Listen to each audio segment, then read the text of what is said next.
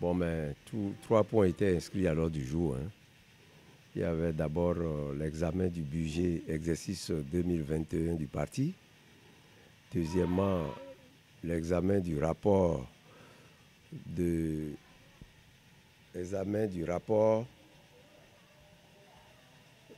définition des critères de candidature à l'élection présidentielle. Et troisième point, divers. Bon, le premier point, il n'y a pas eu de problème. L'examen du budget a été bien fait. Au niveau du deuxième point, le rapport de critères devrait être présenté. Le rapport a été présenté. C'est à ce niveau qu'il y a eu un peu de polémique parce que certains ont estimé que le comité de définition des critères a outrepassé ses prérogatives et que le comité devait se limiter seulement à la définition des critères et non parler de la procédure de désignation des candidats. Arriver à s'entendre pour dire que bon, on examine le rapport de définition des critères, mais on ne prend en compte que les critères. Donc les critères ont été examinés et nous avons retenu un certain nombre de critères. Là où il y a eu problème, c'est qu'il faut la suite et comment aborder la suite du processus. C'est là où nous ne nous sommes pas entendus. Parce que Tonal a estimé qu'il fallait renvoyer le dossier devant le bureau politique qui va mettre en place un nouveau comité pour recevoir les candidatures et on verra la suite. Mais beaucoup de gens n'étaient pas d'accord parce que le bureau politique aujourd'hui est réduit à une petite minorité et même si on l'élargissait vraiment, on ne peut pas, pour une question aussi importante, on ne peut pas confier ça au bureau politique. À partir du moment où les tests ont prévu que ce soit le bureau exécutif national qui définisse les critères, je ne sais pas pourquoi, il faut laisser maintenant le bureau exécutif national pour aller au niveau du bureau politique. Parce que le bureau exécutif national compte 77 membres, alors que le bureau politique ne compte que 17. Encore qu'aujourd'hui, les 17 sont réduits pratiquement à 8 personnes. Donc, nous, on estime que c'est le bureau exécutif national qui doit continuer la procédure, le processus. Et il faut que tous les départements soient représentés même s'il faut un nouveau comité, il faut que tous les départements soient représentés.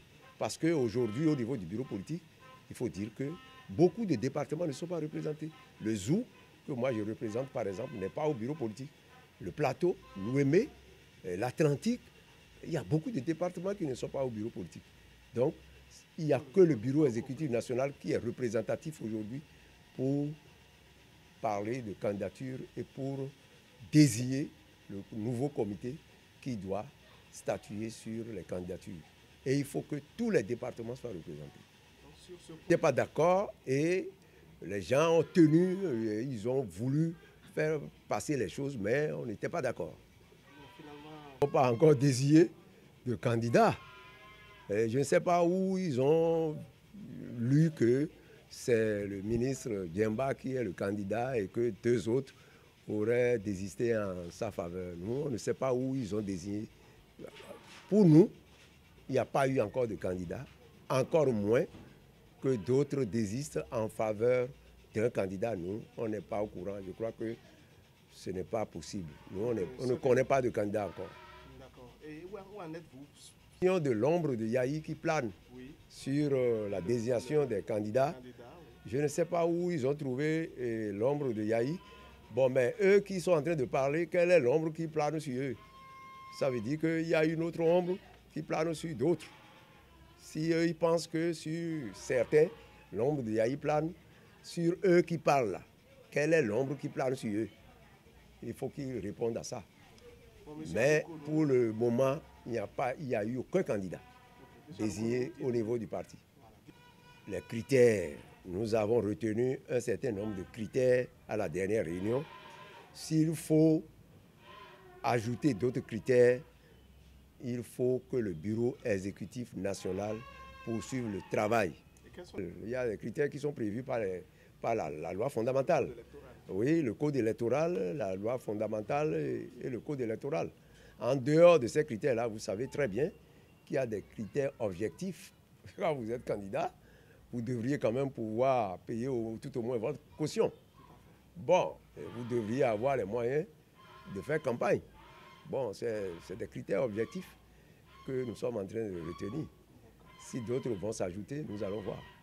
Aujourd'hui, vous avez... De 2 candidats, un titulaire et un vice-président à l'élection présidentielle, c'est une question très très importante au niveau d'un parti. Et c'est sûr qu'il y a beaucoup d'ambition, mais il faut que chacun ramène la balle à terre pour que le bureau exécutif national, qui aujourd'hui est l'instance qui contient le plus grand nombre de membres et qui est plus représentative que le bureau politique, il faut que ce soit le bureau exécutif national qui fasse le travail jusqu'au bout. Même s'il faut un autre comité pour recueillir les candidatures, pour sélectionner les candidats, il faut que ce soit au niveau du bureau exécutif national et non au niveau du bureau politique. Enfin, à la date d'aujourd'hui, FCBE n'a pas encore de candidat à l'élection présidentielle. Ceux qui parlent de candidats, ils savent où ils ont désigné leur candidat, ils savent où des gens ont désisté en faveur d'un candidat. Mais pour nous, il n'y a pas eu de candidat encore à l'élection présidentielle à FCBE. Merci.